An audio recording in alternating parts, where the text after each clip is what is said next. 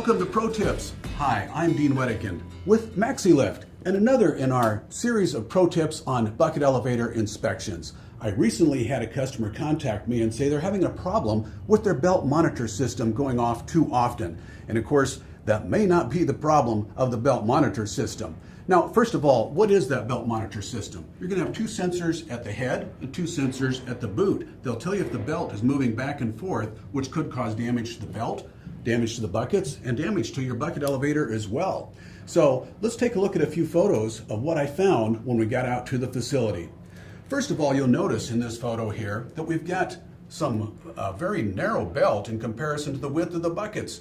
These are 10 by 7 Maxi-Lift buckets, old style buckets that haven't been made since the 90s.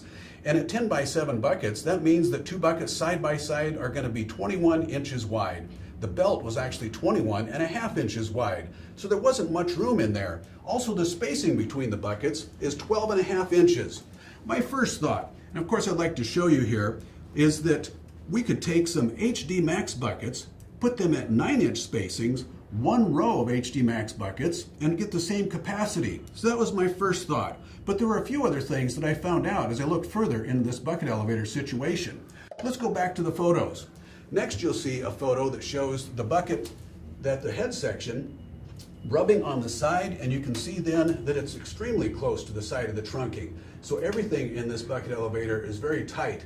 Here's a photo that shows the head pulley. This happens to be a cast iron head pulley. You can see the spoke inside there. And not only that, but the cast iron pulley close to the side is using belt lagging. And then you can see the belt that the bucket is attached to. Now my concern here is that that belt lagging on the cast iron pulley probably is not static conductive, oil resistant, and flame retardant. It would be good to have the entire pulley replaced out with better lagging. We're going to talk about more of that in another pro tip in the future. But I made sure and checked things in this situation like the motor horsepower, the speed reducer, the chain final drive to know that we could get the same capacity that they needed by changing out those buckets.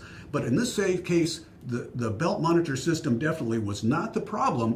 We need to narrow everything down, and we can do that. And we can get the same capacity of what they need by going with a different bucket and belt situation and replace the head pulley as well and make it safer.